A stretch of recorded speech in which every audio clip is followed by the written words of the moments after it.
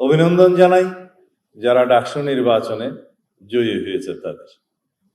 পত্রিকায় দুই একটি পত্রিকায় দেখলাম যে ছাত্র শিবিরের প্যানেল জয়ী হয়েছে। আমার জানা মতে বাংলাদেশ ইসলামী ছাত্র শিবির ডাকসু নির্বাচনে অংশগ্রহণ করেনি। এই নামে এই ব্যানারে কোনো প্যানেল প্রদান করা হয়েছে কি না? তো পত্রিকা বিভিন্ন মিডিয়াতে এইভাবে আসছে কেন? প্রশ্ন সেখানে। আমরা বাংলাদেশ জাতীয়তাবাদী ছাত্র দল ব্যানারে দলীয় নামে ঘোষণা দিয়ে আমরা নির্বাচনে অংশগ্রহণ করেছি, আমাদের ছাত্ররা অংশগ্রহণ করেছে।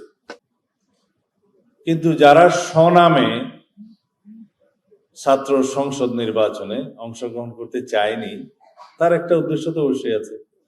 যারা আজকে জয়ী হয়েছে তাদের দেখলাম প্যানেলটা ছিল ঐক্যবদ্ধ শিক্ষার্থী জোট।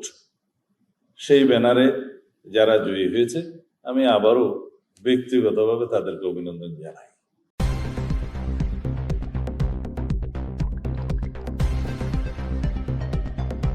News Vision Digital Multimedia.